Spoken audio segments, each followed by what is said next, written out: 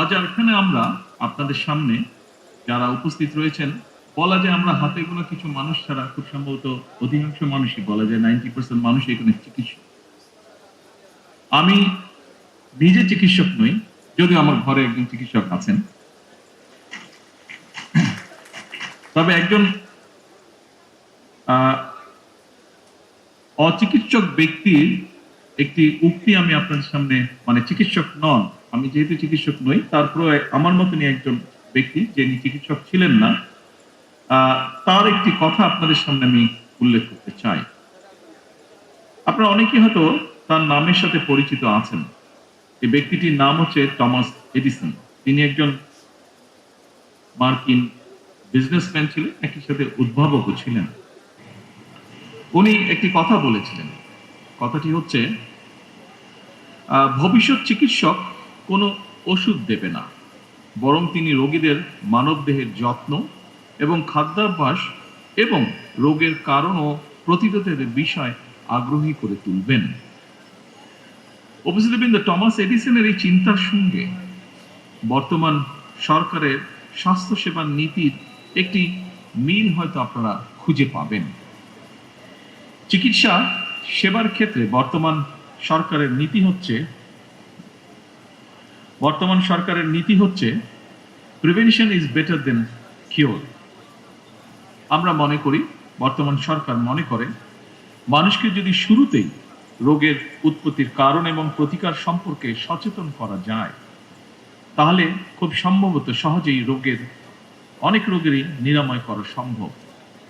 এই প্র্যাকটিসটি ইউরোপে এখন ধীরে ধীরে শুরু হয়েছে।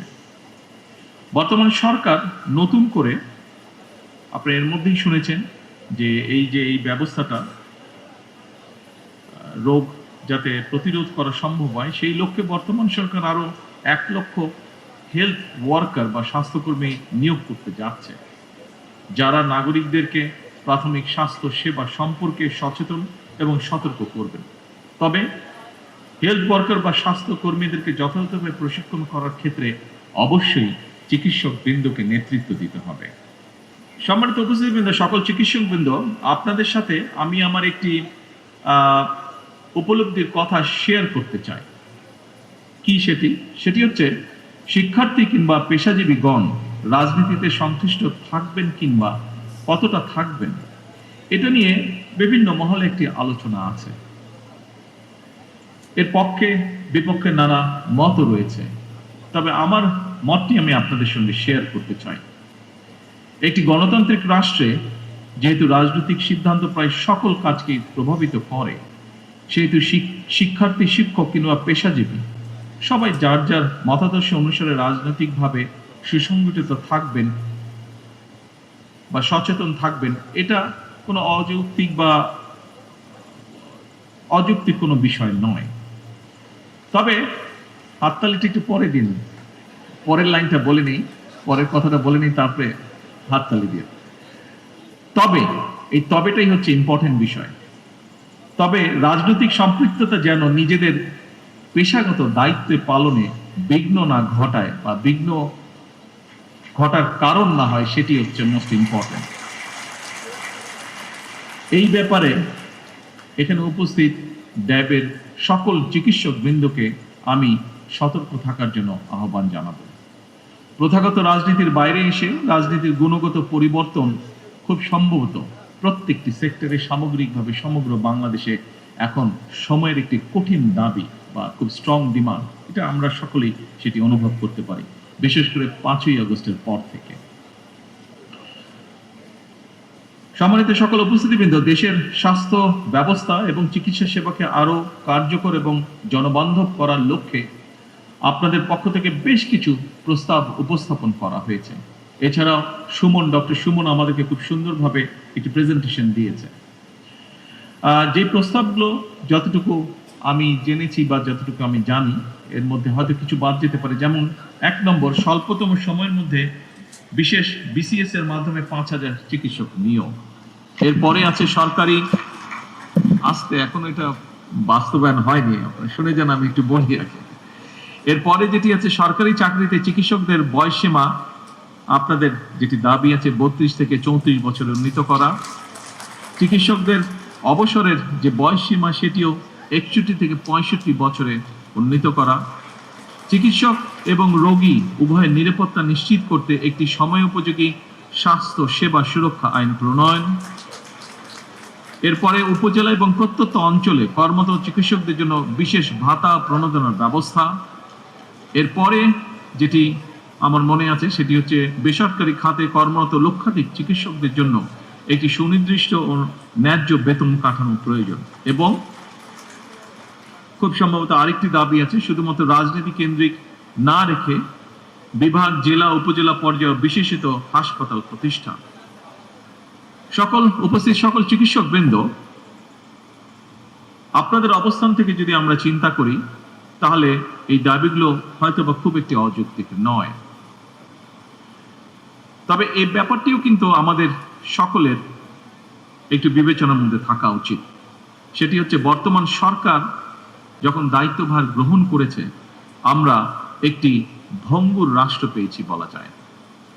আমরা পেয়েছি একটি দুর্বল অর্থনীতি, বিভাজিত প্রশাসন, ভঙ্গুর শিক্ষা বা ভঙ্গুর স্বাস্থ্য ব্যবস্থা। সেই অবস্থা থেকেই সরকার চেষ্টা করছে সমগ্র দেশকে সফলভাবে ঘুরে যাতে দাঁড় করাতে পারে। সকল উপস্থিতিবৃন্দ, চিকিৎসক ভাই ও বোনেরা, এমন পরিস্থিতিতেও রাষ্ট্র, রাজনীতি, শাসন, প্রশাসনে ফ্যাসিবাদের সুবিধাভোগীরা কিন্তু বসে নেই। সাম্প্রতিক সময় আপনারা নিশ্চয়ই খেয়াল করেছেন, একটি চক্র খুব সুকৌশলে জ্বালানি কিংবা বিদ্যুৎ সেক্টরকে অস্থিতিশীল করার জন্য সক্রিয়, বেশ সক্রিয়। তারা বিভিন্নভাবে বিভিন্ন বিভ্রান্তিকর বক্তব্য উপস্থাপন করছে। সরকার কিন্তু একবারও অস্বীকার করেনি যে বহু মানুষ, বাংলাদেশের বহু মানুষ এই মুহূর্তে বিদ্যুৎ ও গ্যাস সংক্রান্ত বিষয় অনেক কষ্ট ভোগ করছে, আমরা জানি এটি। তবে আমি মাত্র উল্লেখ করেছি, আমরা সামগ্রিকভাবে একটি ভঙ্গুর অবস্থা বা ব্যবস্থা আমরা উত্তরাধিকার সূত্রে পেয়েছি। গ্যাস বা জ্বালানি বা পেট্রোল, সামগ্রিকভাবে জ্বালানি খাতে যেই অপরিকল্পিতভাবে প্ল্যান প্রোগ্রামগুলো গ্রহণ করা হয়েছিল, অথবা বিগত দিনগুলোতে কোন নির্দিষ্ট মহলকে সুবিধা পাইয়ে দেওয়ার জন্য যে সকল নীতি গ্রহণ করা হয়েছিল, তার খেসারত সমগ্র দেশ, দেশের মানুষ এবং বর্তমান সরকারকে বহন করতে হচ্ছে। সেজন্যই আমরা এর মধ্যে কাজ শুরু করেছি। আমরা কাজ করেছি যে এই যে অপরিকল্পিত প্ল্যান যেগুলো ছিল, যা আমাদের জ্বালানি খাতকে একটি বিপদের মুখে ফেলে দিয়েছে, কিভাবে সেটিকে সঠিক করে নিয়ে আসতে পারি, আমরা কিভাবে এমন একটি পরিকল্পনা আমরা উপস্থাপন করতে পারি যা বাস্তবায়নের মাধ্যমে এই পেট্রোল বলুন, গ্যাস বলুন বা সামগ্রিকভাবে জ্বালানি খাত বলুন, এর থেকে দেশ এবং দেশের মানুষকে ধীরে ধীরে আমরা সংকট থেকে ধীরে ধীরে আমরা বের করতে পারি, বের করে নিয়ে আসতে পারি। সম্মানিত উপস্থিতিবৃন্দ, সরকার শিক্ষা, স্বাস্থ্য, জ্বালানি সহ প্রতিটি সেক্টরকে স্বয়ংসম্পূর্ণ এবং স্বনির্ভর করতে বাস্তবমুখী পরিকল্পনা গ্রহণ এবং তা বাস্তবায়নের কাজ এরই ভিতরে শুরু করেছে।